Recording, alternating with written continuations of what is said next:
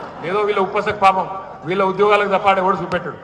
నేనేమంటున్నా అంటే వీళ్ళ ఎవరు మనకు సపోర్ట్ లేదు. మనకి ఇవాళ ఉన్నది ఒకటే ఒక్క అస్త్రం, సోషల్ మీడియానే మనం ముంగటున్న ఒకటే ఒక్క అస్త్రం. ఎవరి దగ్గరికి పోయే అవసరం లేదు, మీరు ఎవరి గురించి బాధపడే అవసరం లేదు.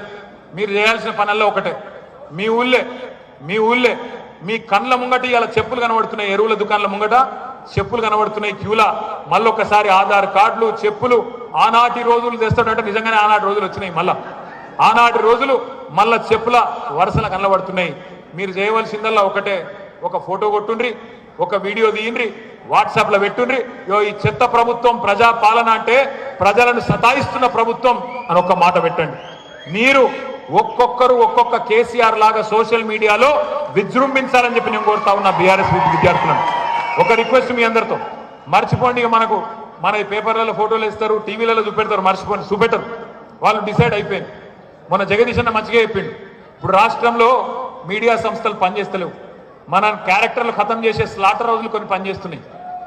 స్లాటర్ హౌజ్ అంటే ఇరికే కదా, చీమా కింద కొట్టేటి స్లాటర్ హౌజులు గవి పనిచేస్తున్నాయి కొన్ని. వాటి గురించి మీరు రంది పెట్టుకోకండి.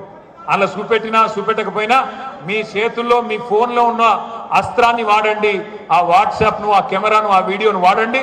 ఎక్కడ సమస్య ఉంటే అక్కడ తీసి గ్రూప్లో పెట్టమని చెప్పి నేను కోరుతా ఉన్నా. రెండోది అదే చెప్తున్నా. ఇప్పుడు మీరు ఒకటి యాద పెట్టుకోండి. నాకు తెలుసు ఇవాళ రేపు పోలీసు వాళ్ళు ఏం పని చేస్తారు.